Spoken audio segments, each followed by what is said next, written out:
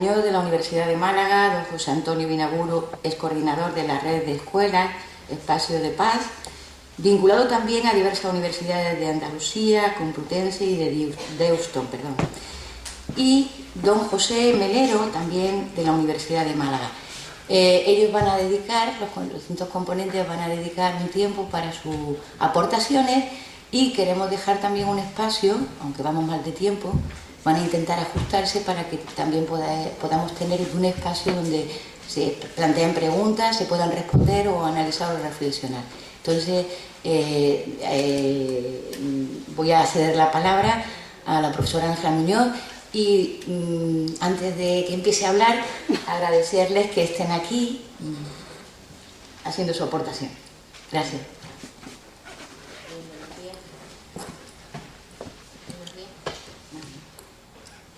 Hola. Sí, hola. Bien, pues buenos días, muchas gracias por contar conmigo para esta mesa. Comentábamos ahora que teníamos previsto terminar pronto y decíamos en la mesa que lo interesante era que tuvieseis tiempo vosotros para hablar más que nosotros, ¿no?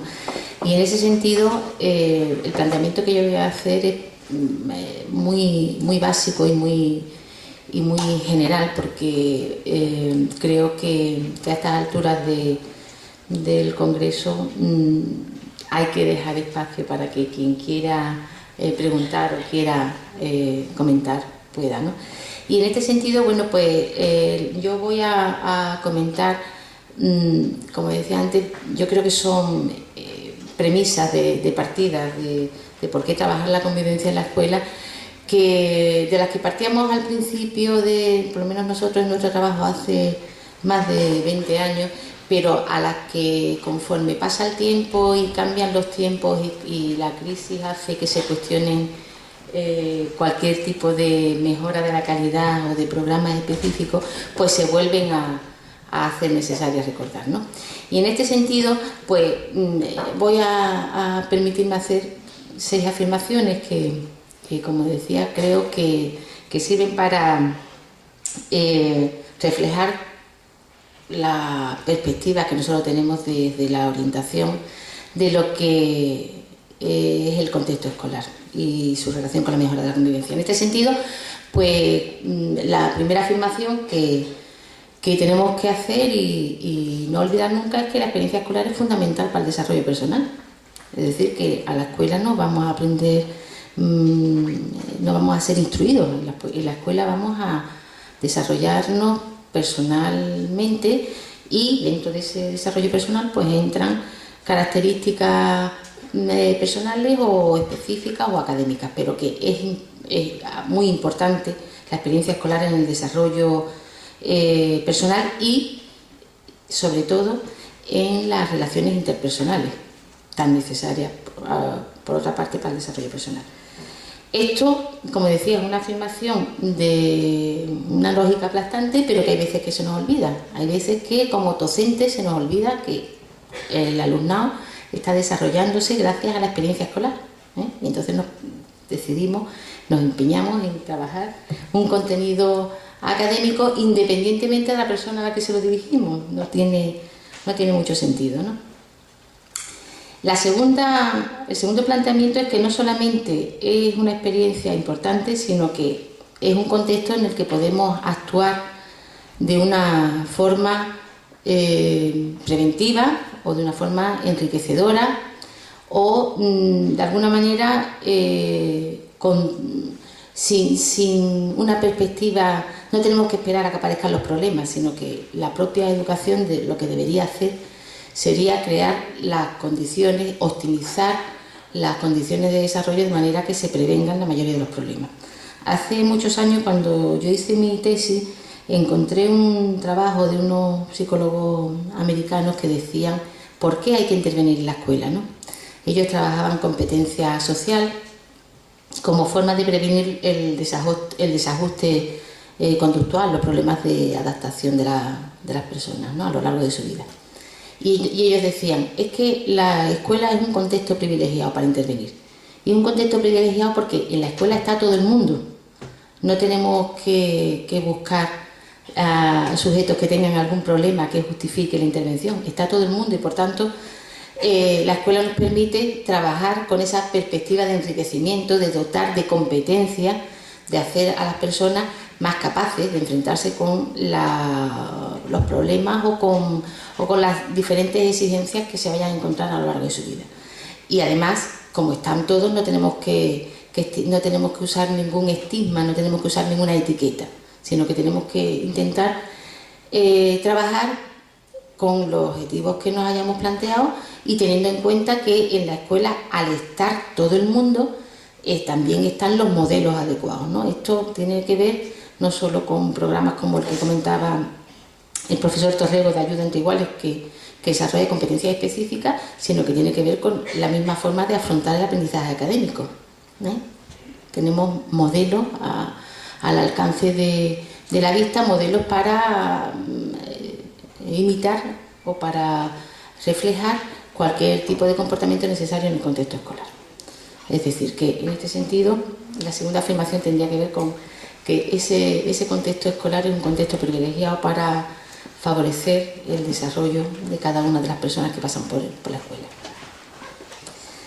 Dentro de ese trabajo que decíamos que se puede dar en el contexto escolar, sin duda tendríamos que considerar que un objetivo relativamente lógico sería el que tiene que ver con las relaciones interpersonales y la prevención de la violencia en el contexto escolar. Hasta hace relativamente poco había como dos grandes líneas de trabajo desde la orientación educativa, ¿no? Lo que se conocían como problemas de comportamiento, como problemas de adaptación, y lo que tenían que ver con problemas de rendimiento. También esta mañana se ha hablado de eso, se ha hablado de aprendizaje cooperativo, ¿no? Y de hecho, pues Johnson y Johnson llevan una línea de investigación de 30 años donde realmente se demuestra que no son dos ámbitos independientes, sino ni siquiera, no son ni contrapuestos ni independientes, sino son dos ámbitos que se alimentan mutuamente. Es decir, que la mejora de la convivencia, la mejora del clima del aula favorece las relaciones interpersonales, pero también favorece el aprendizaje. ¿De acuerdo? Además, a pesar de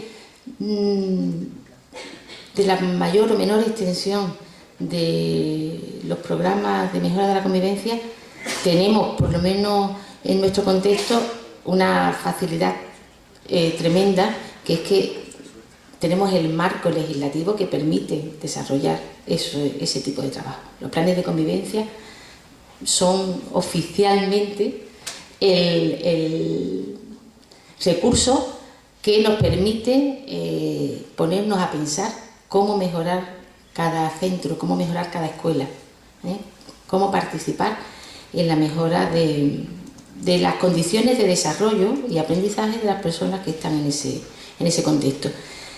De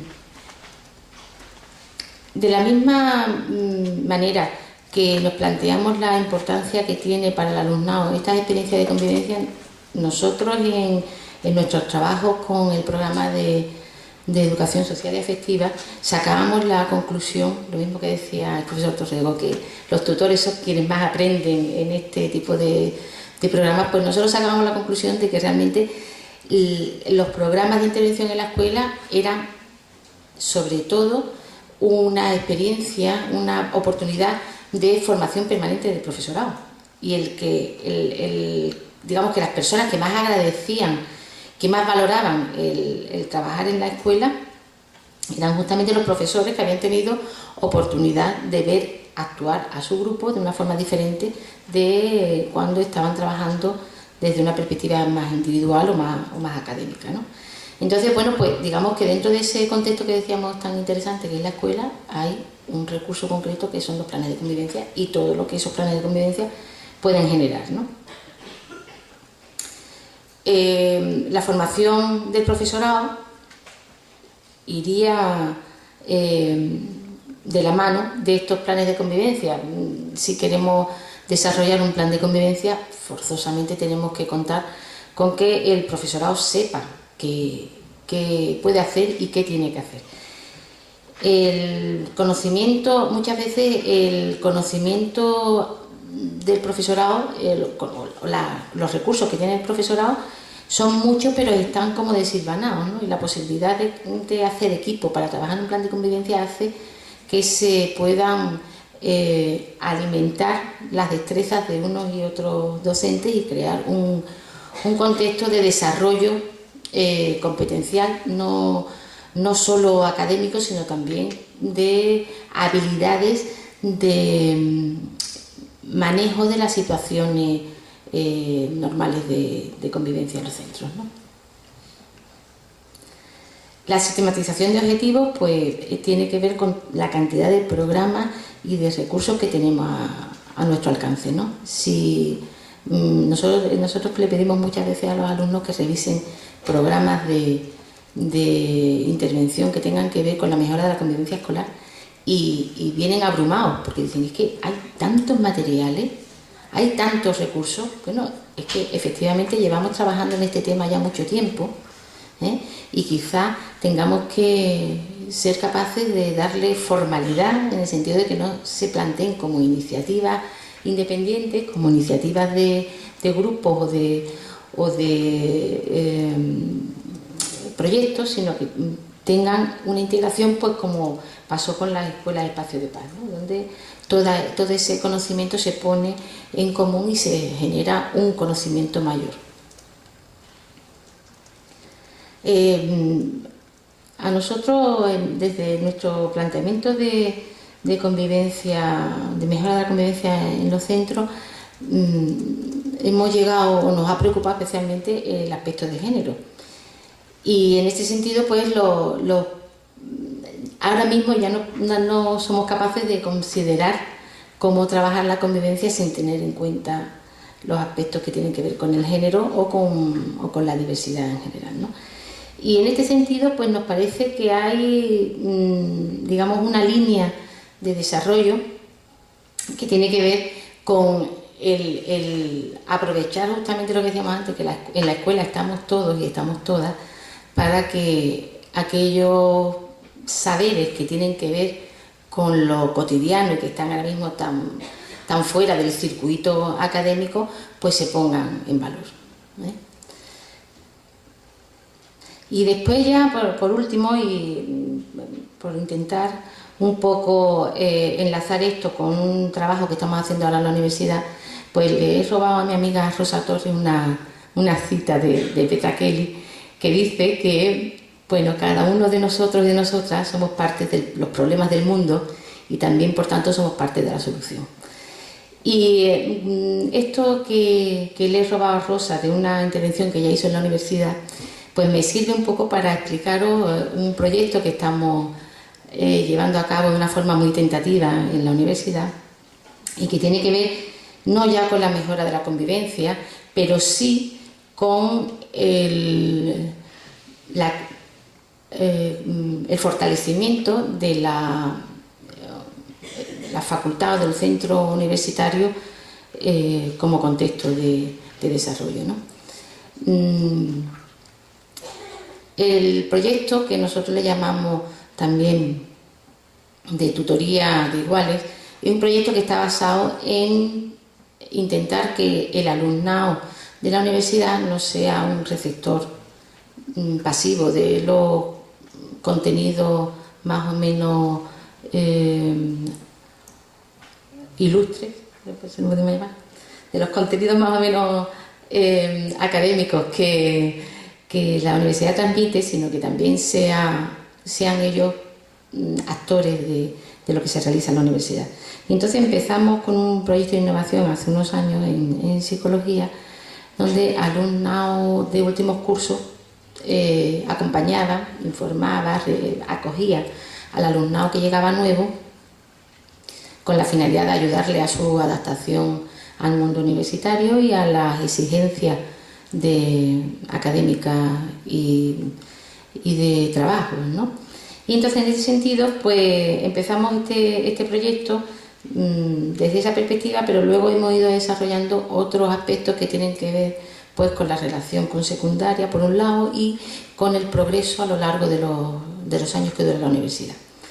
Como sabéis, la universidad ahora no habla de contenidos, sino que habla de competencias, y habla de competencias aparte de las competencias lingüísticas que sabéis que vienen ya anexas al título de grado, ¿no? Las competencias de conocimiento de un idioma y de las competencias relacionadas con las nuevas tecnologías. Hay un paquete de competencias que se llaman competencias personales, de liderazgo y de trabajo en grupo. Creo que es el paquete. Competencias personales y participativas se llama, CPP, competencias personales y participativas. Y nosotros nos planteamos, y el alumnado también de alguna manera se plantea, ¿dónde se adquieren esas competencias? Se adquieren en determinados momentos de determinadas asignaturas, pero como que no está clara, esa transversalidad no está suficientemente explicitada, ¿no? Hay un plan de estudios donde aparecen esas competencias, pero luego se desarrollan en todos lados y en ninguno. Y a nosotros nos parecía que esa era una excusa para trabajar esas competencias participativas, trabajarlas fuera de las asignaturas, pero dentro de la universidad. Y en ese sentido, pues nuestra intención es, como decía antes, darle más protagonismo al alumnado de la universidad, en el sentido de que ellos ayuden a sus compañeros y, como también hemos escuchado esta mañana, pues ayudar es ayudarse, ¿no? Y desarrollar una serie de competencias que no hay conciencia de, no tenemos seguridad de que se estén trabajando. Y en ese sentido, bueno, pues el alumnado está realizando talleres para sus compañeros, está realizando actividades para sus compañeros que tienen que ver con afrontamiento de situaciones académicas, con afrontamiento de exámenes, presentación de trabajos, hablar en público. Son pequeños talleres que el alumnado realiza para sus compañeros, digamos, noveles o sus compañeros más pequeños. Esto supone una estructura que tiene que ver pues con la relación de unos cursos con otros, y también supone una estructura de relación de unas facultades con otras. Empezamos en psicología, luego entró educación, luego han entrado otras facultades como derecho, filosofía, recientemente han entrado varias facultades técnicas, de manera que hemos creado un grupo de trabajo entre profesores, vicedecanos de estudiantes y alumnos de los diferentes centros, con idea de tener, digamos, una estructura básica de funcionamiento que nos permita luego adaptarnos a las necesidades que detectemos en cada uno de los centros, necesidades que detecta el alumnado y que el alumnado responde, tutelado a su vez por profesorado o, digamos, formado por el profesorado y por los vicedecanos que están trabajando en esta línea. Este es un proyecto, como decía, de innovación que pretendemos desarrollar como una forma de llevar a la universidad esta filosofía de la ayuda entre iguales y esta oportunidad que tiene también la universidad como contexto privilegiado, que decíamos antes que es la escuela, pues también la universidad lo es, ¿no? En el sentido de contexto privilegiado para desarrollar una serie de relaciones que preparan para lo profesional, pero que van más allá y que son también comportamientos de tipo prosocial. Y bueno, pues nada, no quiero alargarme más, creo que estoy justo en el tiempo que me habían dado. Muchas gracias.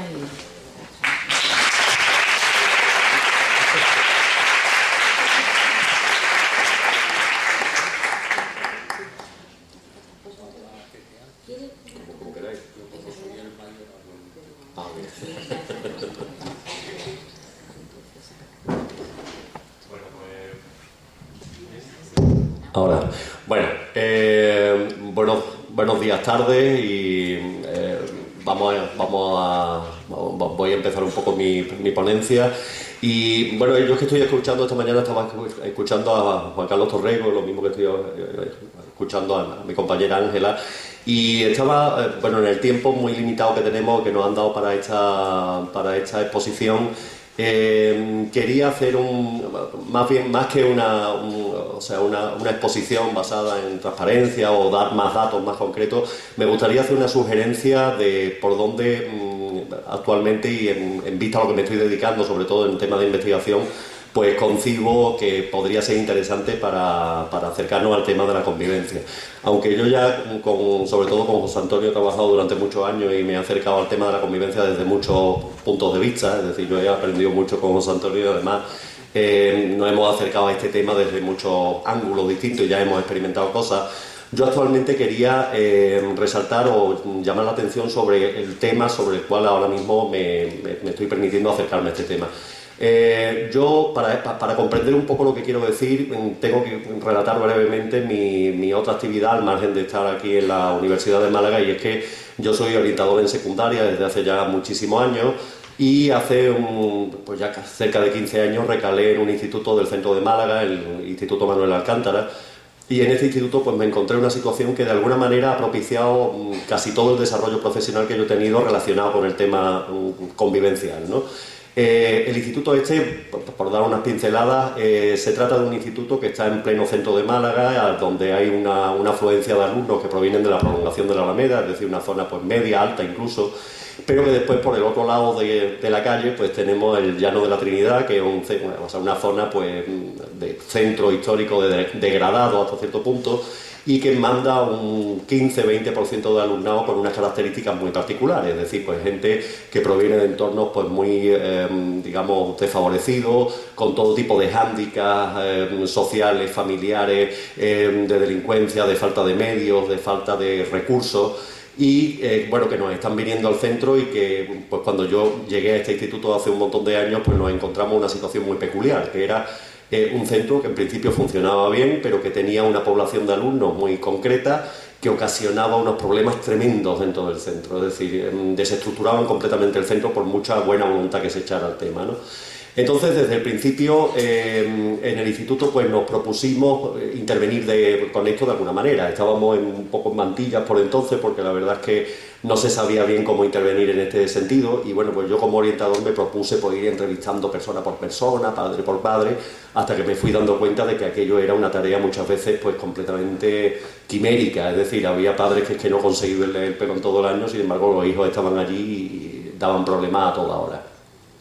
Lo que nos planteamos desde hace ese tiempo, desde hace 14 años ya que estamos con este proyecto, fue hacer un acercamiento a lo que es el tema convivencia desde el punto de vista de atención a la diversidad, es decir, inclusividad. Y este es el tema que yo quería dejar un poco en el ambiente esta mañana, es decir, ¿qué relación tiene la mejora de la convivencia con la inclusividad y la atención a la diversidad? Esto no es un tema novedoso, pero cuando empezamos a trabajar con esto quizás sí lo fuera un poquito todavía. Es decir, lo que nos planteamos fue hacer una estructura organizativa, ofrecer una serie de recursos didácticos, una serie de medios que requerían también, como ha dicho Ángela, la formación del profesorado, el trabajo en equipo, y la cosa era ofrecer a los chavales que estaban completamente marginados dentro del centro y obligados a estar en el centro, que esto no lo olvidamos nunca, aunque se dice una y otra vez, pero es que esto es cierto. Tenemos que tener en cuenta de que los chavales están actualmente, siempre se me sugiere a mí el tema del servicio militar en otros tiempos, es decir, tienes una serie de años o una temporada de tu vida que estás obligado a estar, te guste o no te guste, dentro de un centro, y sea o no interesante lo que te ofrecen dentro del centro. Incluso estás obligado, aunque el centro no te ofrezca absolutamente nada, excepto sanciones, amonestaciones, regañuzas, desprecios, etcétera, etcétera. Por supuesto que algunos chavales no lo ponen fácil, pero la respuesta de un centro jamás debería ser marginarlos dentro del centro, que es lo que se convierte en muchos chavales durante un montón de años, porque una persona tiene que estar durante 10 años obligada en el sistema educativo. Entonces lo que nosotros nos propusimos fue hacer un proyecto que después se llamó de compensatoria, y la hipótesis básica de este proyecto era que si nosotros ofrecíamos a los chavales estos, digamos, desadaptados, una atención curricular, es decir, un acceso al currículum literalmente hecho, es decir, que ellos pudieran entender lo que se estaba hablando, que ellos se les pudiera hablar a su nivel, que ellos pudieran trabajar acorde a lo que eran capaces, pues que habría una mejora de la convivencia. Esta fue la hipótesis de inicio.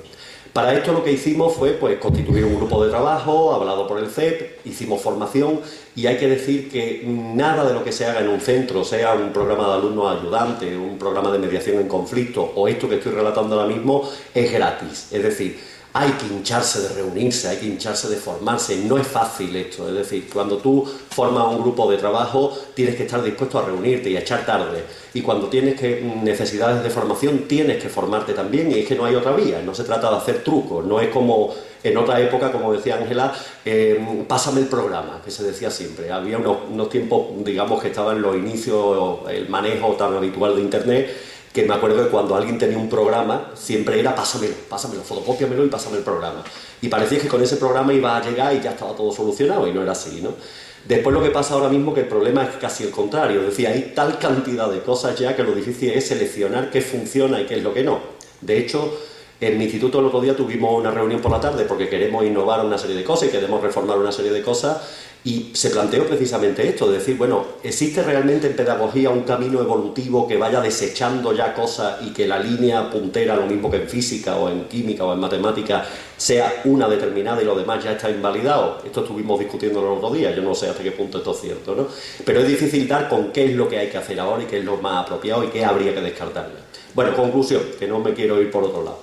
En el centro empezamos a hacer un proyecto que estaba basado en lo que estoy diciendo, facilitar el acceso al currículum de manera universal, es decir, un chaval desadaptado, por muy mal que estuviera de nivel de competencia curricular, pudiera acceder al currículum con facilidad, es decir, que se le hablara a su nivel y se trabajara con él de acuerdo a sus capacidades, fundamental.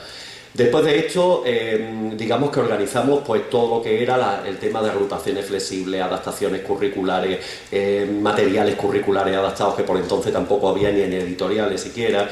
Es decir, empezamos a buscar una serie de recursos, incluso no, sobre todo organizativos. ¿Quién atendía a estos chavales los desdobles? ¿Cómo podíamos buscar recursos de gente que nos ayudara a hacer esto y a atender a chavales en desdoble, en agrupaciones flexibles? Y bueno, empezamos a meternos en una senda que ha durado pues 14 años. Yo, como persona inquieta, que lo soy, yo lo que me daba cuenta como orientador es que yo estaba reuniendo una cantidad de material de información sobre los niños, sobre la familia, sobre el tema académico, sobre todo, incluso sobre todos los aspectos, digamos, del proyecto, tremendo. Y entonces empezó a picarme el gusanillo de intentar pues utilizar este material pues para sacar conclusiones, es decir, qué había pasado a lo largo de esos años, estábamos siendo efectivos, qué clase de niños estábamos tratando, con qué éxito, es decir, hasta qué punto estábamos teniendo éxito en nuestras propuestas y tal. Y entonces me metí en una investigación que he concluido muy recientemente, en donde pues analicé una serie de cohortes, digamos, de promociones de alumnos de este programa de compensatoria. Los resultados pues han sido bastante curiosos porque bueno, me dan una perspectiva del mismo medio en el que estoy trabajando todos los días. Muchas veces cuando estás tan cercano a un programa como yo lo estoy todos los días inmerso en esto cualquier persona que trabaje como orientador en un instituto lo entenderá. Uno llega el lunes y dice me voy a dedicar a hacer esto y esto y esto, y llega el viernes y dice Dios mío, ¿y qué pasó con lo que yo pensaba en hacer el lunes? Porque resulta que te llaman, viene una madre, no sé cuánto, tienes que hacer eso, aparece una persona, tienes que apagar fuego por todos lados y al final no te da tiempo nunca a esto. Conclusión, que nunca adoptas perspectivas respecto a lo que estás haciendo. Y esto, el hecho de haber investigado, pues me proporcionó una perspectiva que da gusto tener, porque no imaginaba y no sabía realmente lo que estaba metido de lo metido que estaba. Por ser muy rápido, tú me dices. ¿Ya? Bueno, voy acabando ya. Vale, 5 minutillos. Por hablar un poco de las conclusiones, lo que he sacado del programa de compensatoria es primero, se confirma en esta investigación, he dicho que son 8 promociones de alumnos de compensatoria a las que se le ha dado un margen para que incluso poder estudiar el tema laboral, qué ha pasado con ellos al salir del instituto, que es muy interesante. Entonces, efectivamente se confirma la hipótesis de que simplemente facilitando el acceso al currículum universalmente se mejora la convivencia. Esto es una cosa que yo cuando la saqué de la investigación pues me dio una gran alegría, es decir, comprobar que niños que eran intratables antes del programa, efectivamente había espontáneamente, solo por facilitar el acceso, había una mejora de la convivencia. Después salieron otras cosas muy curiosas y entre ellas pues podría mencionar, por ejemplo, que se identificaron una serie de variables, en concreto 4, que son muy, muy interesantes, que son que tanto el sexo masculino como el bajo nivel socioeconómico, como el bajo nivel de acceso a secundaria de competencia curricular, y cuando digo bajo me refiero a un primer ciclo de primaria, y la relación con la familia, cuando son escasas o nulas, son 4 hándicaps absolutos en lo que es no solo la adaptación escolar, sino el éxito escolar. Es decir, se ha comprobado en la investigación en la que yo he estado haciendo que si se reúnen estos 4 elementos, es decir, ser varón, provenir de un barrio, de un nivel socioeconómico bajo, tener un bajo nivel de competencia curricular y que la familia no establezca relaciones con el centro, o sea, digamos de alguna manera propician en un porcentaje bastante alto, cercano al 60%, el abandono a los 16 años sin remisión, ni PCPIs, ni alternativas, nada. Pero no solo eso, sino también abocan a situaciones de paro masivas. Es decir, yo he estado investigando a los niños al salir y la mayoría, o prácticamente todos los que estaban en esta situación, están en paro. No me voy a enrollar más y voy a concluir con lo siguiente. Una de las cosas muy interesantes que han salido de la investigación es que si relacionamos, es decir, existe una relación muy clara entre el fracaso escolar y el nivel de competencia curricular con el que se accede al centro en primer curso de secundaria. Lo que hemos observado es que existe una diferencia radical entre los que acceden con un nivel de competencia curricular de primer ciclo de primaria y los que acceden en segundo ciclo de primaria. Los que acceden con un nivel curricular de primer ciclo de primaria fracasan mayoritariamente en comparación con los que vienen con un segundo ciclo de primaria, que es una cosa apabullante. Es decir, hagamos lo que hagamos en los centros, hay un porcentaje enorme de gente que cuando viene con niveles tan bajos, prácticamente el trabajo que se hace de adaptación o de intentar que tengan éxito escolar fracasa. Esto nos retrotrae entonces a la primaria, en muchos casos. Esto no es pasar la bola, lógicamente, pero existe un porcentaje de alumnos que si no se hace una intervención temprana con ellos, y estamos hablando de alumnos de nivel socioeconómico bajo, prácticamente los esfuerzos que se hagan en secundaria fracasan estrepitosamente porque es tarde para hacer eso. Habría que irse a la primaria. Esto es muy importante. Y la segunda cosa que hemos sacado de la investigación es que la relación entre lo que es la adaptación escolar y el éxito escolar tiene muchísimo que ver con la relación que entable el centro con las familias. Fundamental. Sin las familias no se puede hacer absolutamente nada con chavales de determinadas características. Y ya está, y ya no me enrollo más, es que tiene mucho y además lo tengo muy fresco y me pasaría 2 horas hablando de esto, pero por aquí va el tema. Vale, pues muchas gracias.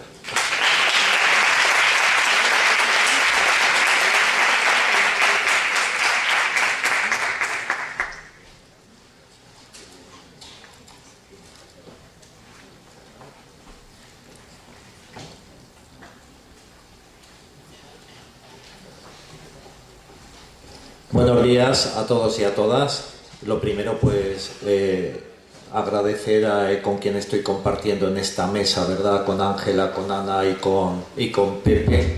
Además, Pepe me está ahora martirizando un poquitín, porque el día 17 de mayo defiende su tesis doctoral, una gran tesis, y deciros también que Pepe fue de los primeros que en este país, en el año 93, ya escribió un libro en la editorial Siglo XXI, que yo entonces vivía en Bilbao, me leí ese libro y fue el primero que ya nos puso en tela de juicio lo que nos podía venir aquí en nuestro sistema escolar con los temas de los conflictos escolares.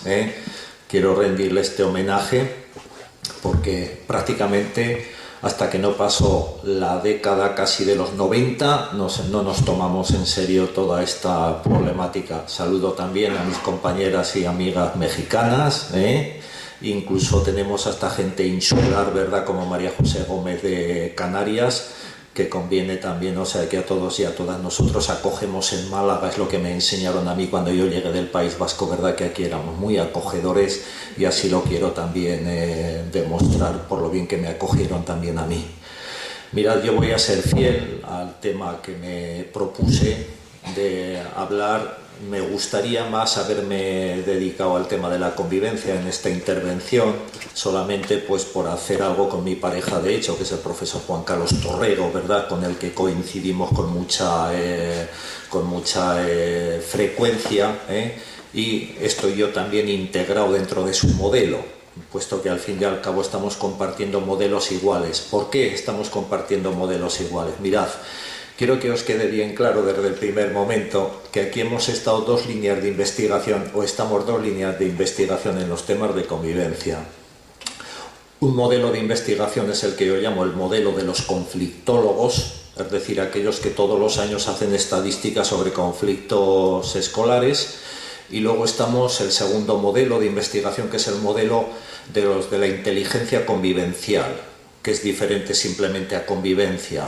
Contra más nombre pones a las cosas, a veces parece que eres más importante, ¿eh?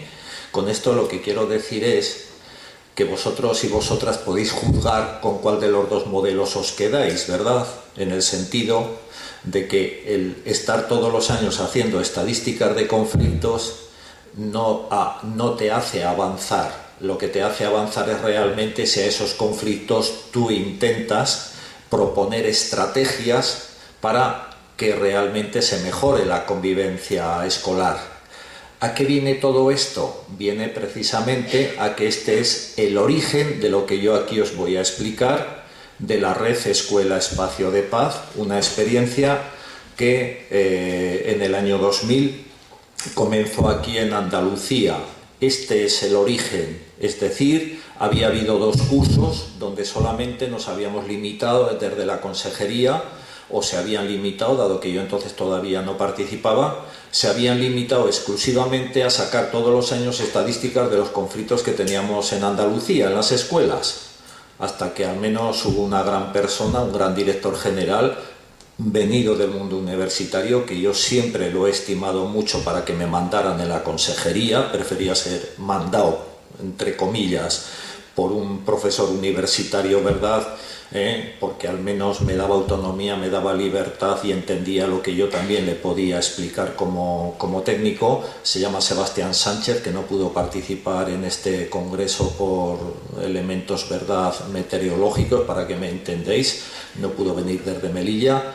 Y él fue el que, diríamos, coordinó a todo un equipo que empezamos a trabajar en esta línea en la Consejería de Educación para evitar ya de estar todos los años publicando listados de los conflictos que teníamos en las escuelas de Andalucía, y comenzaría un programa relacionado con la investigación en la convivencia, para que me entendáis. Eso es lo que empezó siendo en los centros escolares lo que se llama los proyectos Escuela Espacio de Paz, para que me entendáis. Uy, pues me parece que no voy a poder poner aquí nada, ¿verdad?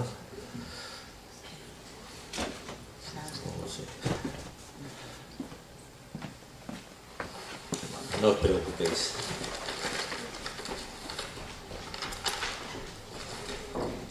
Sí, mirad, en esta primera diapositiva lo que os quería exponer era que los proyectos Escuela Espacio de Paz entraban, diríamos, dentro de lo...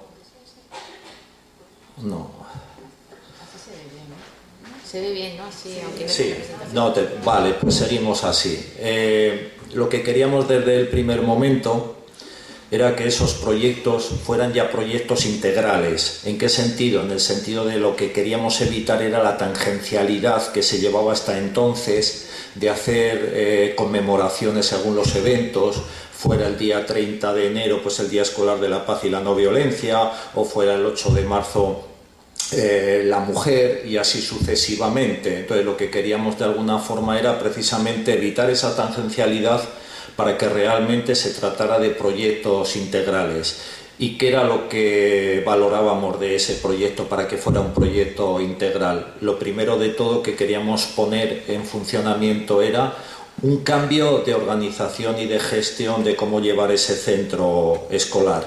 Y ahí era donde, diríamos, anunciábamos qué cambios deberían ser necesarios introducir para una mejora de la convivencia escolar. Y ahí es cuando comenzamos a trabajar que desde el proyecto de acción tutorial tendrían que integrarse otra serie de estrategias. Muchas de esas se han inventado aquí en Andalucía, y quiero hacer también un homenaje sobre todo al profesorado de secundaria. Es verdad, vamos siempre de teloneros de la universidad, pero no cabe la menor duda que nosotros está siempre, también ya ha estado siempre en la investigación. El aula de convivencia jamás ha venido en ningún manual de educación, ni de Estados Unidos, ni de Alemania, ni de España. fue precisamente en los centros escolares donde hubo que empezar por este tipo de estrategias que poquito a poco, a través de la investigación que sobre ellas se ha ido haciendo y de todos esos materiales, se han convertido en estrategias muy valiosas y fundamentales.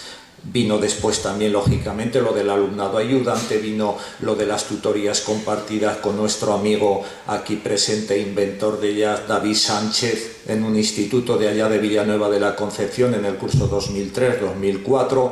Comenzó a trabajar ya en esta dirección. Después resulta que nos vinieron a decir que los finlandeses las utilizaban también bajo el concepto de individualización, y ya desde entonces parece que fueron también mejor asumidas dentro de nuestro sistema educativo, para que me entendáis. Se empezó a trabajar los servicios de mediación. Nosotros lo hicimos aquí desde el curso 2003-2004 también, concretamente en la provincia de Málaga, en colaboración con el ayuntamiento, de forma que en este momento hay más de 1.000 ciudadanos y ciudadanas malagueñas que al menos en la escuela aprendieron a resolver sus conflictos, ayudaron a mejorar la convivencia en el sistema escolar, pero no olvidemos del potencial educativo que ha tenido esa formación en esas personas, puesto, como me decía en un informe una vez la directora del IES Guadalmedina, que decía, ya sabéis, en la zona en la que se encuentra, aquí en Málaga, económicamente la más débil y por supuesto también culturalmente, en la que decía que agradecía a aquellos cursos de formación de su alumnado en resolución de conflictos, puesto que ese alumnado hace 5 o 6 años que dejó ya el sistema escolar y está ahora en el barrio ayudando a resolver conflictos. Por lo tanto, todo ese potencial educativo. Para que fuera un modelo también integral ese proyecto Escuela Espacio de Paz, sobre todo tenía que, de alguna forma, mejorar también las relaciones personales de todos los que convivimos. Tengo por costumbre poner siempre al inicio de mis intervenciones, o en el titular, ¿verdad?, de la carátula primera, de la diapositiva primera, repito, el poner siempre, por ejemplo, estrategias para la mejora de la convivencia y el bienestar personal. Es decir, cuando tú pones en funcionamiento esas estrategias, no solamente van dirigidas a que mejore la convivencia del alumnado, es que mejora la convivencia de todo el centro escolar, empezando desde el personal no docente y terminando también por el profesorado. En tercer lugar, y muy importante, y en esto sí que pongo siempre como ejemplo a Pepe Melero, es decir, no se trata de inventarnos muchas veces estrategias externas como las que nos hayamos podido inventar con el aula de convivencia, el alumnado ayudante, el servicio de mediación, sino que había que empezar por el currículo. Propiamente, tú puedes ser el que desde el currículum en el mismo aula seas el que más conflictos y problemas puedas estar creando. Y si además tenemos un alumnado que no tiene la competencia o el nivel curricular correspondiente, es lógico que lleve todos los boletos para que sea el alumno o la alumna disruptiva. Luego atendámoslo, como decía antes Pepe Melero, desde el primer momento, a través de una adaptación curricular, si es necesaria hasta una diversificación curricular, porque ese es otro elemento clave para la mejora de la convivencia escolar. Y por último, la gran tragedia de la escuela en España entre los años 90 y principios del 2000 fue que se aisló, que se cerró sobre sí misma, cuando resulta que si se abría al entorno, ahí se podía encontrar precisamente con la mayor ayuda, porque ahí podíamos encontrarnos. Solo un ejemplo: el primer caso de violencia escolar televisado ocurrió aquí en Málaga, en un centro, en el Pablo Picasso, donde una madre llevaba a una niña sollozando por los estudios de Telecinco, de Antena 3, de Canal Sur, de Televisión Española. Después se descubrió que no se trataba de tal caso de acoso, pero el daño que se le hizo a ese centro escolar fue enorme. ¿Y qué hizo ese centro escolar para resolver ese conflicto o ese problema? Lo que hizo fue irse a buscar ayuda al entorno, y concretamente lo buscó en el club de jubilados del barrio, que prestaron la siguiente ayuda, dado que esos conflictos que ellos a veces tenían era a la entrada del centro escolar o en el patio de recreo. Ancianos, perdonad, los de mi tercera edad, iban allí a las 8:15 y estaban con el alumnado a la entrada del centro, simplemente ayudando y colaborando educativamente, en tanto en cuanto que aunque no pudieran intervenir, pero sí que podían llamar al jefe de estudios, al director, para que les echara una mano. Y luego entraban a la hora del recreo y estaban, eso sí que eran alumnos ayudantes de la tercera edad, ¿verdad? Porque estaban colaborando precisamente con el alumnado, charlando con ellos un ratito, tal, ¿verdad? Y el entorno fue quien realmente más le ayudó. Estos 4 elementos eran los fundamentales para nosotros de cara a hablar de un proyecto integral. ¿Por qué os hablo en plural de metodologías para hacer las paces? Porque desde el año 2000 hasta el 2010 los proyectos Escuela Espacio de Paz estaban bajo el amparo de lo que llamamos la cultura de paz. Desde el año 2000 en adelante se han convertido más ley porque se quedan única y exclusivamente en trabajar un aspecto de la convivencia escolar, lo cual ya no justifica que sean proyectos integrales, puesto que si trabajas uno te puedes dejar, dentro de este modelo de integralidad, te puedes dejar muchos aspectos que no se están tratando, para que me entendáis. Repito, le llamo en plural porque metodología diferente había para la educación en valores, que en esos proyectos podía haber un 40% de proyectos que trabajaban ese ámbito. Para la educación intercultural, no olvidéis que diríamos que solamente recibían unas pequeñas pautas desde la consejería y después cada centro educativo era autónomo para elaborar su propio proyecto educativo en ese sentido. La educación para los derechos humanos, la educación para el conflicto, la educación para la cooperación, para la no violencia, para el desarme, para la sostenibilidad, para la igualdad de género, para la ciudadanía.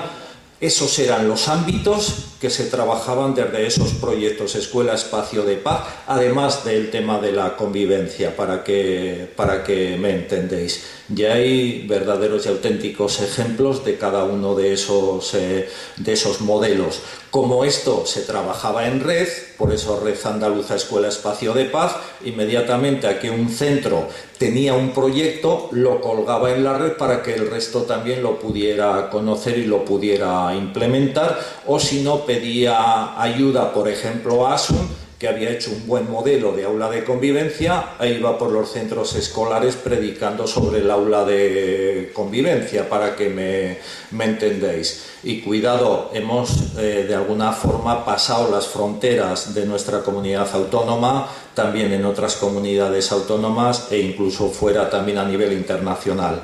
Pero mirad, si hay algo importante sería el que yo os pudiera ahora describir. Este es un poquitín fruto de mi trabajo, ya no solamente de investigación, sino que durante los 5 primeros años de mi trayectoria fue aquí en Málaga, donde estuve de alguna forma colaborando a extender la red Escuela Espacio de Paz, a hacer su seguimiento, a hacer su valoración, su formación, y luego los 5 años siguientes me tocó tener una perspectiva más global de toda Andalucía, en tanto en cuanto que fui coordinador desde la consejería de esta Red Andaluza Escuela Espacio de Paz, y ahí es donde yo voy mi diario, en mi contacto diario también con todos los centros escolares, recogiendo estas reflexiones que yo aquí os voy a proponer, a sabiendas de que sobre la red ya hay varias investigaciones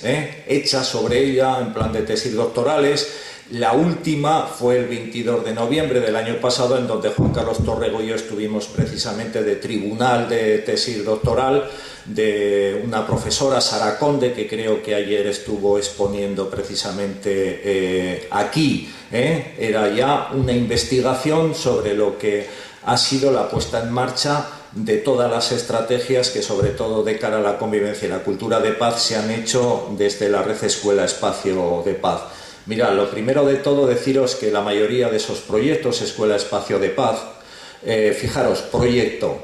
Ayer me tocó intervenir en un foro nacional de educación y solidaridad y después de hacer mi intervención, hete aquí que faltó en la mesa siguiente, que era sobre educación y deporte, faltaba una persona y entonces me metieron a mí también, y entonces estaba allí pues con Javier Imbroda, el que fue entrenador de baloncesto, Vicente es el director del Málaga Club de Fútbol, pero una persona que se entrevistó conmigo en la delegación para hablar de valores y habló más de valores que estaba hablando yo sobre el deporte o tal. Y qué curioso que a mí me llevaron un poco, me pusieron en la mesa como enlace del deporte con la educación. Y este aquí que ellos utilizaban dos términos que yo, claro, es decir, fue sobre los que vertebré después mi discurso. Ellos utilizaban el concepto de equipo y de proyecto. Esos dos son los dos elementos fundamentales. Decían, ¿cómo funciona un buen equipo de fútbol para saber educar o tal, verdad? Pues si trabaja en equipo y si trabaja sobre un proyecto. Eso era la Red Escuela Espacio de Paz. Trabajábamos sobre un equipo y sobre un proyecto. Ese equipo era el que de alguna forma priorizaba los objetivos, priorizaba los valores, priorizaba los principios de los que dirigir todo ese equipo. Pero a su vez lo que hacía también era crear el dominio del liderazgo y sobre todo también el crear la pertenencia al equipo, al grupo, al equipo del proyecto Escuela Espacio de Paz. Y eso era lo que hacía también que esos proyectos y esos equipos fueran los que hicieran proyectos vivos. Proyectos vivos quiere decir que se pueden debatir, que se pueden cambiar cuando ello hiciera falta. Y todo eso se hizo desde la metodología de investigación-acción. No teníamos casi nada ni siquiera publicado. Había en Resolución de Conflictos el primer libro que publicó Juan Carlos Torrego, en Arcea también, pero es que no había casi en aquel momento. Y entonces fue desde la propia escuela, desde los propios centros escolares de secundaria, en los que se fue trabajando en esta metodología de investigación-acción. Luego veíamos también que a medida que tú participabas en ese proyecto Escuela Espacio de Paz, se iba transformando el rol del educador o de la educadora. ¿Por qué? Porque había que estar constantemente tomando iniciativas. Sí, me voy a administrar los silencios. Intentando, que eran muchas veces muy creativas, casi todas se podían realizar. ¿Cuánto me queda para ir más deprisa? Ah, ya he terminado. Yo, si quieres, o sea, bueno, pues por lo menos esta diapositiva, ¿verdad? Fundamental también el que se abriera la participación externa, lo que os comentábamos antes. Había que abrirse, no había que cerrar la escuela. Imaginaros que a mí se me cayó el cielo encima recién llegado a Málaga, al Instituto Cánovar del Castillo, que para poder entrar en él tenía que pasar 3 barreras. Y un día le pregunto al director que a cuenta de que venía tantas barreras para defendernos del mundo exterior.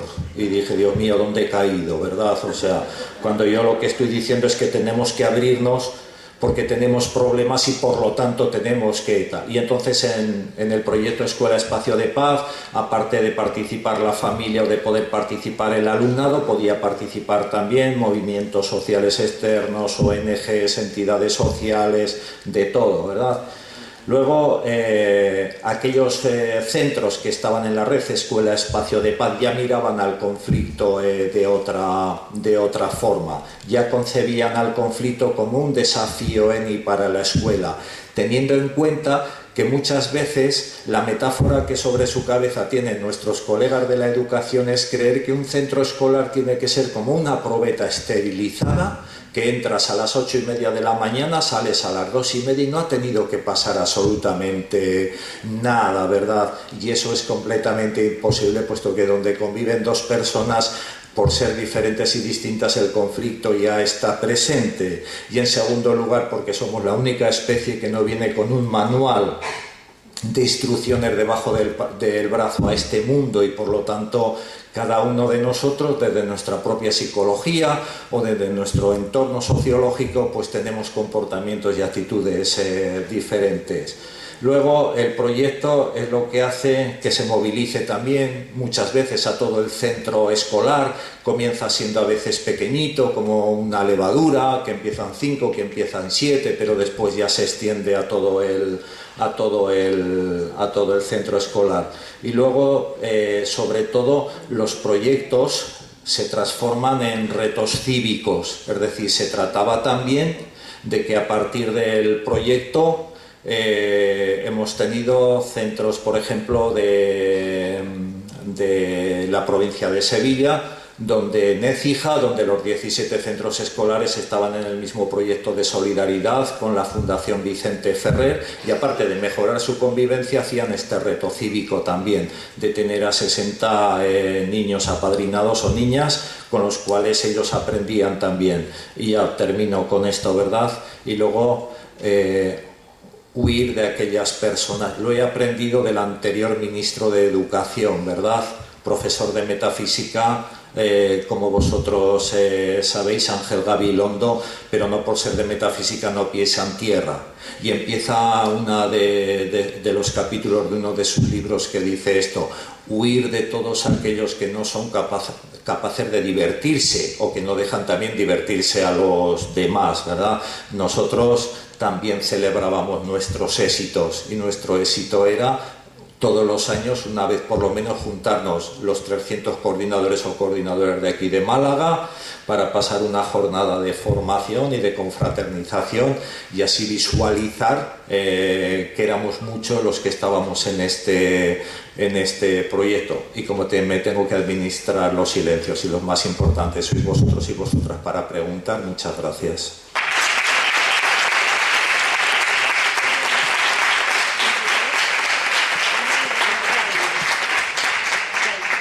Agradecer que se hayan ceñido y pasamos precisamente a este espacio de tiempo en donde podéis preguntando para que sigan aportando, porque creo que también el espacio de aportación.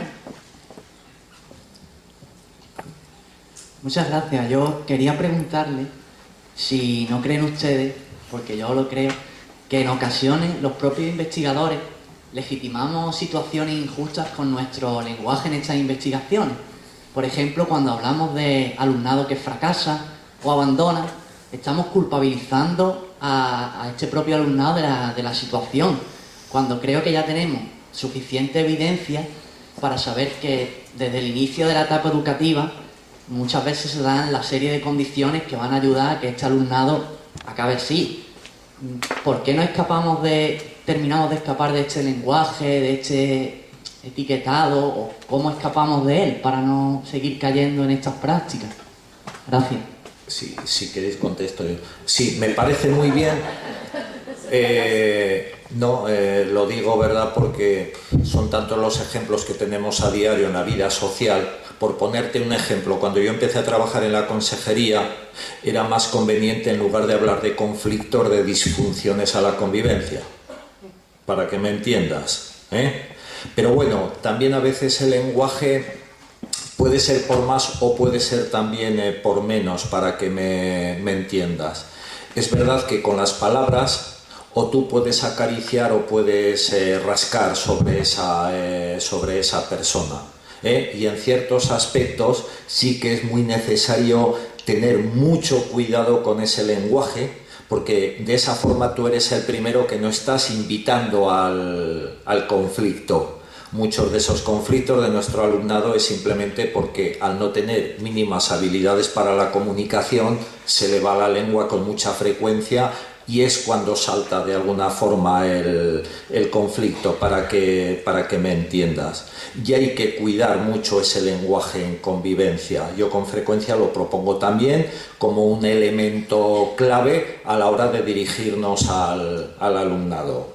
Ahora que estoy jubilado lo puedo decir ya, y es que en el informe que sobre conflictos escolares hicimos en el 2005 aquí en Andalucía, había un apartado que nunca se publicó precisamente por el lenguaje, para que me entiendas. Es decir, si lo publicábamos, se trataba de tener que decir las frases que en el centro escolar se dirigían, el lenguaje que utilizaban o el profesorado hacia el alumnado o el alumnado hacia el profesorado, y claro, pues hubiera sido un escándalo en el sentido de que la prensa tal vez solamente se hubiera dedicado a difundir ese lenguaje, ¿verdad?, que era un lenguaje muy conflictivo. Pero también es verdad que a veces nos hemos sobrepasado en el lenguaje. ¿En qué nos hemos sobrepasado en el lenguaje? Es que todavía lo que nos está costando quitar de las mentes de la escuela, el tachar a la escuela ya la violencia escolar.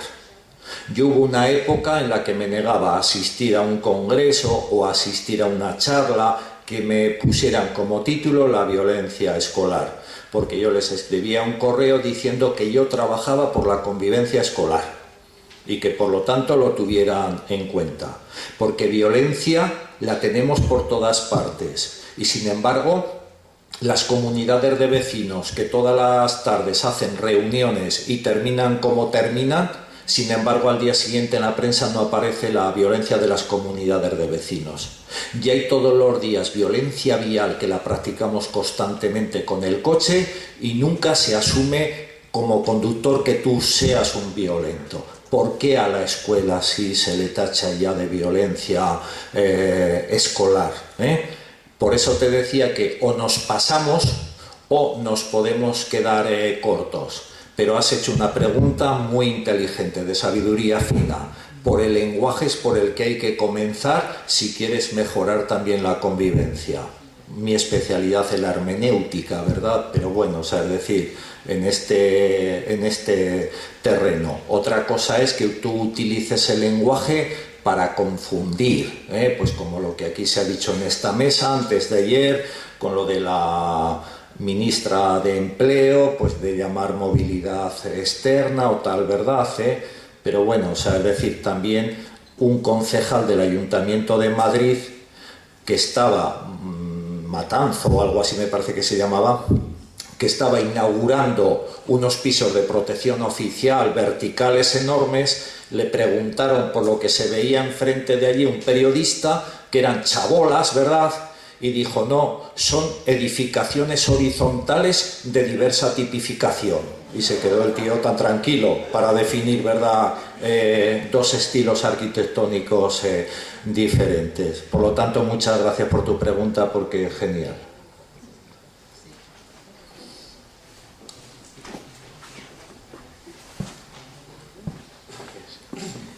Ahí lo que decía el compañero, que me parece muy bien, que no, el alumno no fracasa, sino que hace la sociedad para hacer fracasar al alumno que no ofrece. Quería pedirle por favor a José Melero que explicara un poquito qué vías de acceso real al currículum ofrecen ellos a estos alumnos tan complicados, porque no he podido antes explicarlo y por favor. Muy por encima. Vamos a ver, nosotros tenemos un proyecto, lógicamente, que siempre se puede, como decía antes, es decir, siempre nos planteamos en el proyecto, porque adoptamos un modelo determinado, es si es apropiado, si se puede mejorar o no. Es decir, nosotros tenemos ahora mismo un modelo que es de atención a la diversidad muy semejante, si conocéis lo que son los programas de diversificación curricular en tercero y en cuarto de ESO, pues es un programa de diversificación curricular extensivo a primer ciclo de secundaria. Es decir, básicamente el modelo es prácticamente idéntico. Lo que pasa es que tiene más elementos, es decir, por repasar los elementos que tiene un modelo de diversificación curricular o de compensatoria, en este caso, extendido a primer ciclo. Agrupaciones flexibles, adaptaciones curriculares. En este año hemos conseguido además profesores de ámbitos especializados, digamos, y digamos que, bueno, que mantienen las asignaturas de la parte de compensatoria, pues en el mismo estilo y sentido que tiene la diversificación en tercero y cuarto, dobles tutorías, digamos también como adaptaciones serias en el sistema disciplinario. No olvidemos que los chavales que estamos atendiendo pues son niños, ya ahora me cuesta elegir la palabra, pero son niños pues muy, por llamarlo de alguna manera, muy disruptivos, cuando no son muy conflictivos, porque lo son, e incluso a veces violentos en ocasiones, y no sé cómo llamarle, no sabría poner otro adjetivo. Entonces tenemos también muchas modificaciones y muchas adaptaciones en el tema de disciplina, en el sentido de que se le dan muchas oportunidades o están previstos una serie de medios pues para que ellos tengan vías alternativas en cuanto a los partes clásicos, las expulsiones del centro, es decir, que tengan forma ellos de tener poder y control sobre en qué situación disciplinaria están también. Tenemos un programa de atención a familias pues muy ambicioso, en el sentido de que estamos continuamente pues, en contacto con las familias, intentando pues, que colaboren, participen, que adopten compromisos. De hecho, ahora mismo se pretende incluir incluso a las familias dentro de lo que es, a estilo de lo que es comunidades de aprendizaje, porque participen incluso en determinadas actividades de las que estamos haciendo. Hay un programa que incluye también pues, muchos medios del barrio, del entorno, entonces tenemos pues, contactos desde con ONG que están participando activamente, sobre todo en temas de educación en valores, hasta, por ejemplo, un recurso que nosotros, bueno, que no es una originalidad esto, pero que utilizamos con mucha frecuencia, que es tener alumnado de práctica en el centro. Que esto, por ejemplo, pues nos está procurando también una ayuda. Aquí tengo yo precisamente una alumna de la que yo estoy muy orgulloso, que además estuvo un mes de práctica en mi instituto y lo estaba comentando esta mañana, que si llega a estar 2 semanas más, prácticamente se hace cargo del departamento y me hubiera quedado yo prácticamente de ayudante, porque era una persona con una iniciativa extraordinaria. Entonces vemos también, por ejemplo, que los alumnos de práctica pues participan y pueden jugar un papel muy interesante. Tenemos un grupo de trabajo permanente también para trabajar, es decir, estamos continuamente revisando, hemos hecho un despliegue de medios grande y ahora lo que se trata es pues, de ver alternativas y de seguir adaptándonos a esto. No sé si contesto tu pregunta, es que hay muchos frentes abiertos, también es muy cambiante, quiero decir que en función de las promociones de alumnos que vengan, de las características que tienen, de las circunstancias, pues muchas veces requieren unas cosas y otras no. Hay veces que podemos contar con las familias, por ejemplo, y hay veces que es imposible porque no existen tales familias. Entonces, bueno, pues vamos intentando adaptarnos a lo que va viniendo y también en función de la disponibilidad de los profesores. No he comentado, con esto termino, una de las cosas, por ejemplo, que yo veo que es un factor negativo es que hemos tenido magníficos profesores que han trabajado con los alumnos de compensatoria y han dado unos resultados excelentes y que por circunstancias pues, de movilidad pues, desaparecen de un año para otro. Incluso el esfuerzo que se hace de formarlo se pierde de un año para otro en este sentido. Entonces, bueno, pues en eso estamos luchando. Ahora tenemos de ámbito y vamos a intentar pues, que haya una formación muy concreta de profesorado pues, para trabajar con este tipo de alumnos. Y ya está. Sí, abundando en esta misma cuestión, yo le he dado muchas vueltas desde el aprendizaje cooperativo, porque sí que me parece una fórmula que realmente incluye a todo tipo de alumnos. Entonces es una mirada no tanto al alumno, sino a la organización escolar, al currículum. Entonces, alguna vez me he preguntado qué características, qué condiciones deberían de tener no los alumnos. Porque es curioso que a los departamentos de orientación se les pide que elaboren un dictamen como requisito previo para un programa de diversificación o para una adaptación. ¿Y por qué en vez de hacer esa pregunta, no se hace la pregunta de qué condiciones debería tener el aula, el centro, para poder montar un programa de diversificación? Es decir, qué cosas habría que hacer antes en el marco ordinario que realmente garanticen la inclusión. Es decir, un centro que trabaja con metodologías cooperativas pues tiene ya mucha inclusión. El problema es cuando uno no testa esto, no lo plantea, pues automáticamente tienen sentido todas las medidas extraordinarias. Programas de diversificación, en fin, y yo creo que ya hay literatura, investigación sobre lo que implica todo eso. Es verdad que cuando no existe lo primero, pues se genera todo un conjunto de medidas, pero al final son medidas que acaban también siendo de exclusión. Entonces yo no sé si sobre eso que has pensado tienes alguna respuesta, ¿no? Bueno, nosotros este año, precisamente este curso, el grupo de trabajo que está constituido precisamente por la llegada de varios profesores de ámbito, que además son con destino definitivo en el centro, lo cual es un logro, porque el año que viene van a seguir y va a haber una experiencia acumulada. Precisamente este año, pues las reuniones se han planteado en torno a cuestionar precisamente el modelo, es decir, hay una cosa que es muy interesante en los centros con el tema de la convivencia. Estos son los hoyos, o los hoyos donde uno va metiendo los pies a veces con el tema de la convivencia. Y es que detectamos que conforme el modelo ha sido efectivo y ha ido funcionando, existe una tendencia en el centro, por muchos profesores, de marginar, digamos, a todo el equipo que llevamos adelante esto. Es decir, es como, esto es vuestro, y, digamos, de alguna manera, pues normalizamos el instituto pues para el resto del profesorado, que cada vez se implica menos. En muchos casos hay mucha más gente que se margina, se mantiene al margen, ¿no? Entonces, lo digo en el sentido de que muchas veces pues, hay que ver cuáles son las condiciones de un centro de compensatoria pues, para ser de compensatoria precisamente.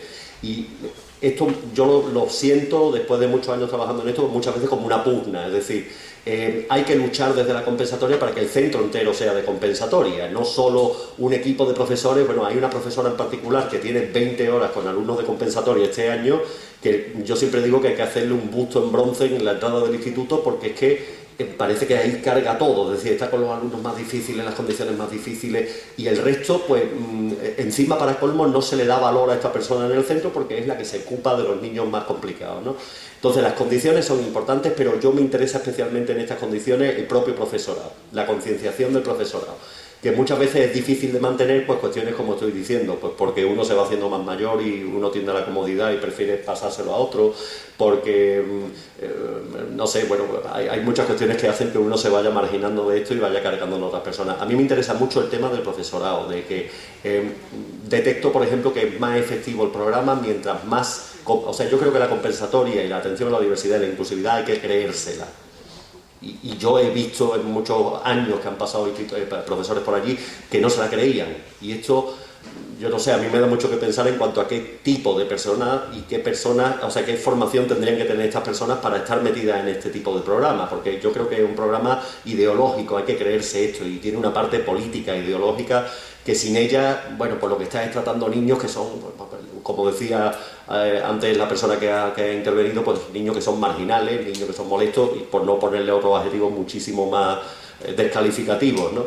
Entonces yo creo que el profesorado es importante el lenguaje, y es importante, no sé si de contexto con esto, pero creo que una de las condiciones fundamentales en el centro es que el profesorado que esté implicado con estas cosas se crea esto de verdad. Que como ideología lo piense, la inclusividad, la igualdad social, yo me parece fundamental. No sé si hay de contexto, la verdad.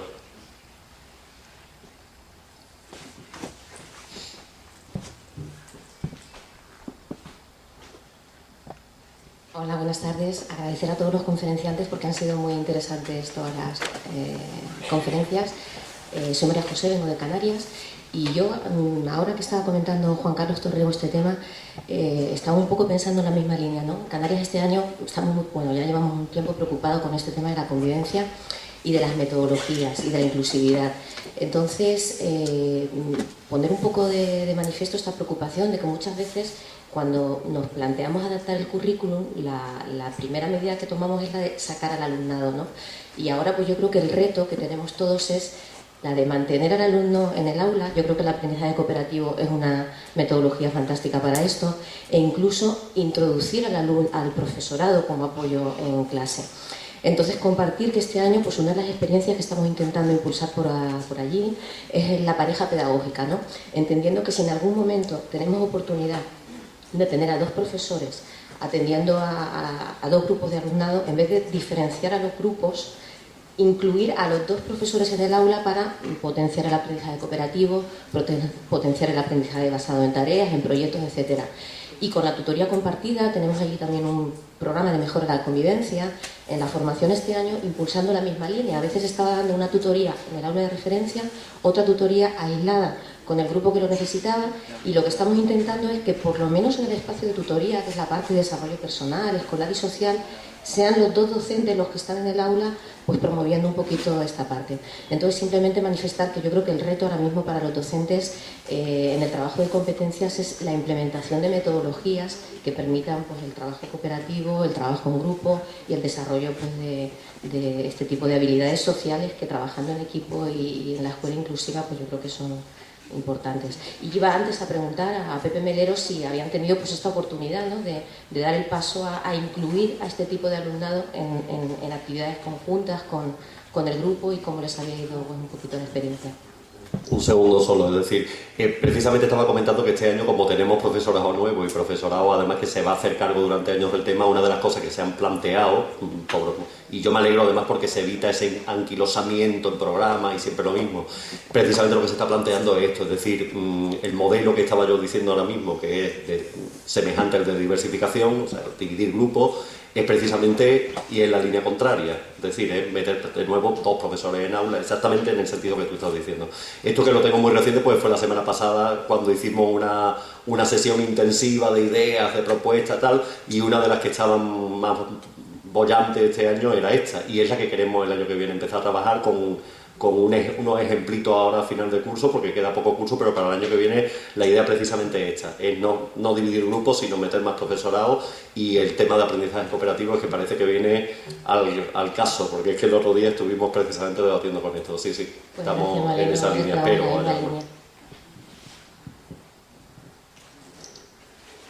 un momentito, queda una persona, ¿cuántas más quedan? Una. ¿Alguien más, aparte del compañero que va a hablar ahora? Vale, pues cerramos ya contigo, ¿no? Buenas tardes a todas. Gracias a los ponentes y las ponentes, ¿no?, por lo que habéis compartido. Yo estaba pensando sobre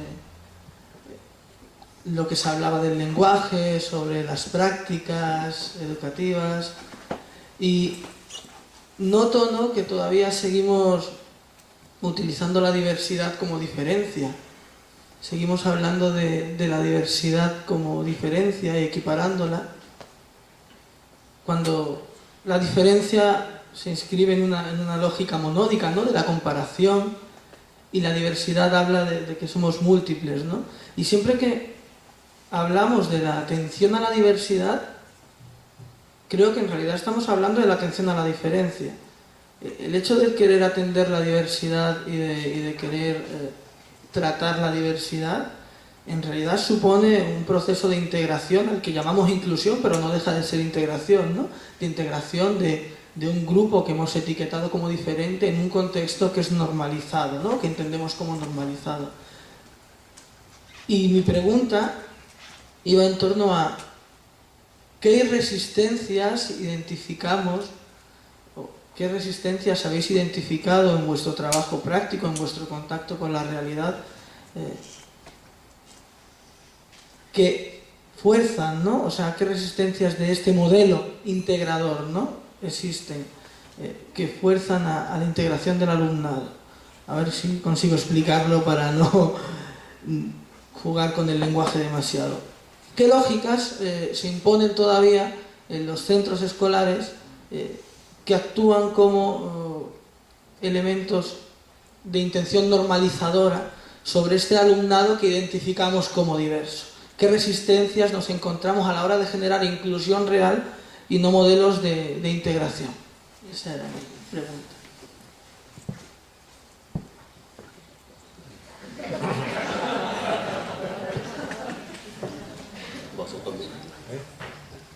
No, yo simplemente, mirad, hasta más o menos 2008-2009, cuando yo en una de mis propuestas para la mejora de la convivencia era la de los grupos heterogéneos, era poner esta frase, inmediatamente recibía ya, si hubieran tenido tomates, pues la tomatina, ¿verdad?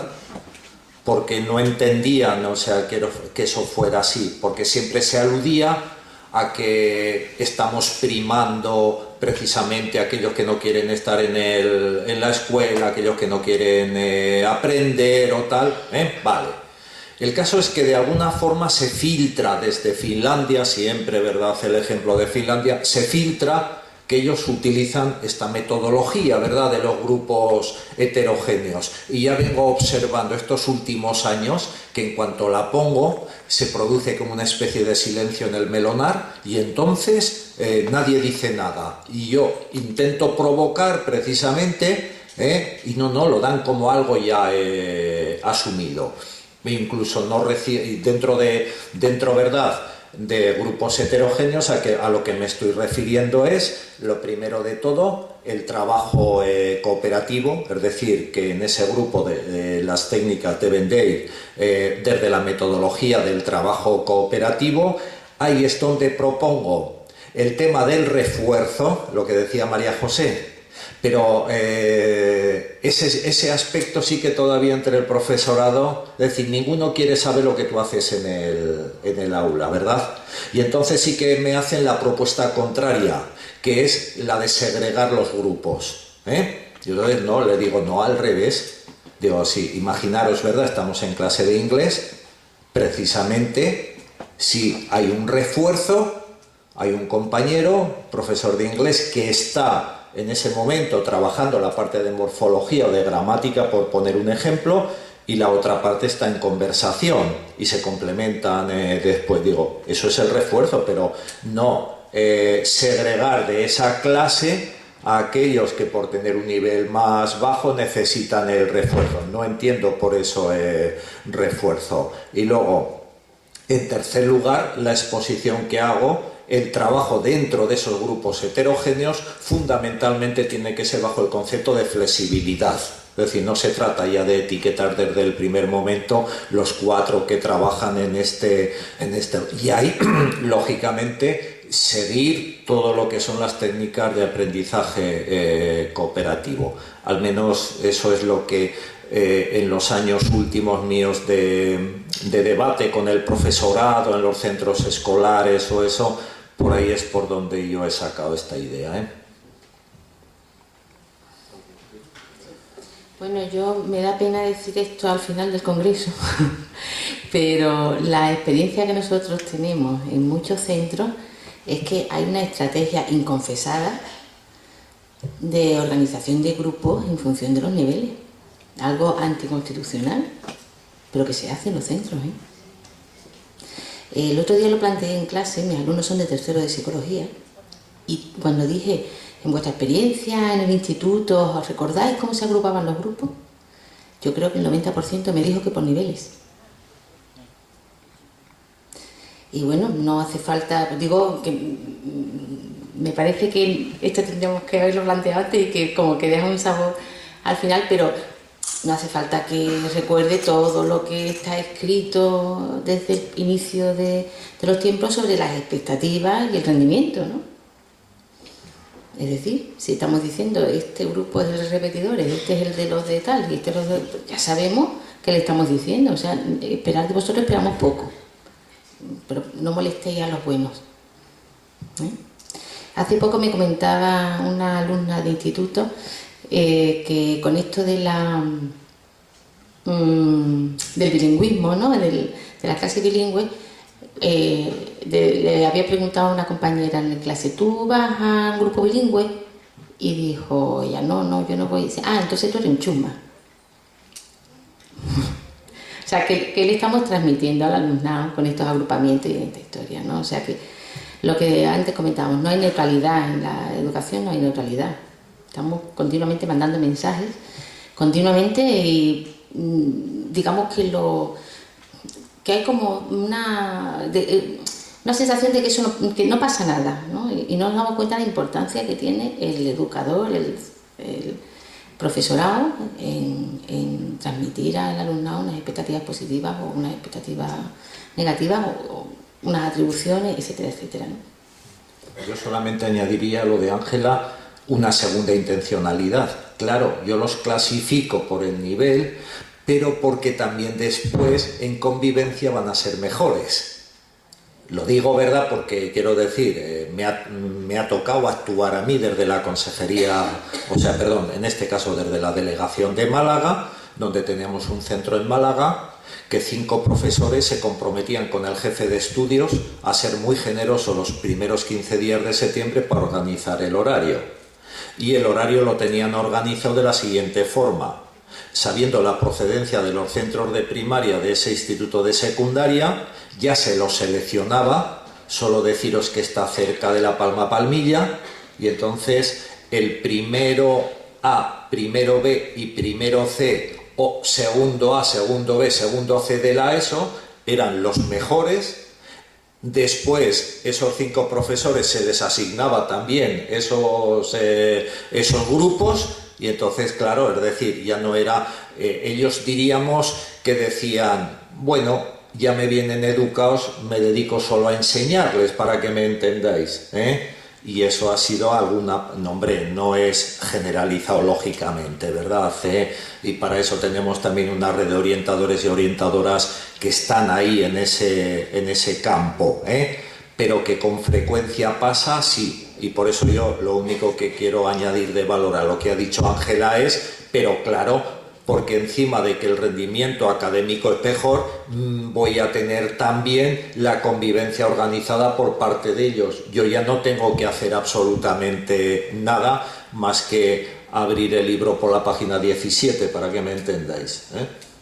Bueno, una cosa, ahora los grupos, por lo que yo he escuchado, los grupos buenos no son el A, el B y el C, sino que son el D y el E. Y los grupos malos, el A y el B, un poco para sofisticar un poco la estrategia.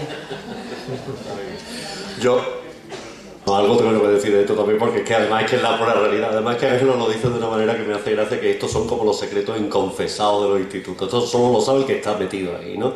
Como lo de los matrimonios, es decir, tú tienes ahí unos secretillos que nadie más en la intimidad, lo sabe en la intimidad pero no fuera.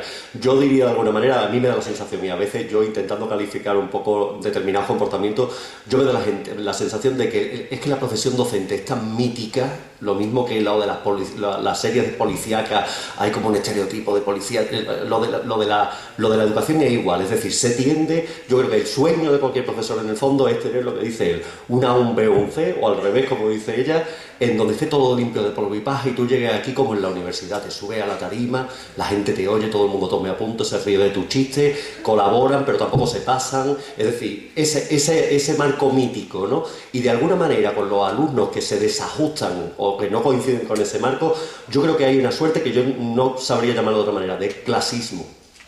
Hay clasismo realmente, es decir, hay gente que está marginada y que desde el principio están sometidas a una serie ya de prejuicios que van a hacer que vayan en una dirección muy concreta. Se diga más claro o se diga menos claro, pero yo creo que esa es la pura verdad, ¿eh? Hay un clasismo muy arraigado en la escuela y yo ya desespero de que esto se pueda eliminar alguna vez. Quizá ahora mismo que está llegando gente joven, más formada y que se le habla de todo esto, pues lo eviten. Pero muchas veces eso es lo que hay en el fondo, ¿eh? ¿Hay alguien que quiera comentar algo, ¿no?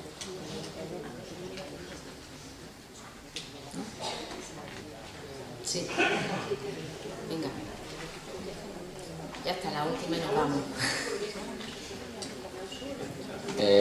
Solo una pequeña reflexión. Entonces, por esa regla de 3 de que la escuela en general se está volviendo una escuela selectiva y con la nueva reforma más todavía, espero que se mojen. ¿Realmente creen que el fracaso escolar como tal existe? ¿O es solo un invento realmente de la escuela que está viniendo? El fracaso escolar existe, evidentemente, porque estamos en un sistema y hay personas que, digamos, que respecto a este sistema, vamos a ver, es que ya no se trata solo de decir, de ponerle un nombre, que es que mira, es que este niño no está a la altura de lo que se espera, sino que es que después, a la larga, invalida, quiero decir, yo estoy hablando de personas que es que no funcionan en el sistema, que se van a la calle y es que son al final personas que se quedan en un estado marginal, literalmente. Yo estoy hablando de la experiencia que os he comentado antes, pero que se quedan en paro, que se quedan en sus casas durante años y años y años, es decir, que sí existe un fracaso, llámala así, es decir, si me empecinara podría buscarle otra forma de llamarlo, pero que además aboca a unas situaciones vitales después que son dificilísimas, que no es solo ya por decirle le llamamos así en la escuela, sino que tiene un reflejo después fuera, y sí existe eso, de verdad, ¿eh? Personas que no tienen formación ni capacidad para seguir formándose, ni saben hacer prácticamente nada, excepto quedarse ahí parados completamente, ¿no? Sí, pero hombre, yo lo que apuntaría es que el fracaso no es un fracaso activo. Yo creo que el que fracasa o el que le ponemos la etiqueta de fracaso es la víctima del sistema, la que fracasa es la escuela. No podemos hablar de una escuela obligatoria que lanza a la calle personas no preparadas. Está claro que la que fracasa es la escuela. Eso sin duda. No, pero yo discrepo. No es el fracaso escolar, es el fracaso social previo. Quiero decir, nosotros somos simplemente los receptores de ese fracaso social, ¿verdad? Sí. Es decir, con todo lo que es el nuevo planteamiento de la ley educativa, lógicamente ya hay un modelo detrás de sociedad y de persona que será precisamente la que irá segregando ya a todas. Por lo tanto, ya lo que nos llega a nosotros viene ya segregado anteriormente. Por eso a mí me gusta decir lo que ha dicho Pepe. Es verdad, claro que existe el fracaso escolar, pero como consecuencia, y nunca me gusta llamarle fracaso escolar, nosotros los profesores no somos fracasados. El que es fracasada es la sociedad, una sociedad que cada vez habla más de la educación, pero que cada vez se compromete menos con ella, y como consecuencia, ¿verdad?, es el resultado de que hay alumnado que no puede seguir, ¿verdad?, todo lo que es el currículum, y automáticamente ya le colocamos fracaso escolar. Hay fracaso social.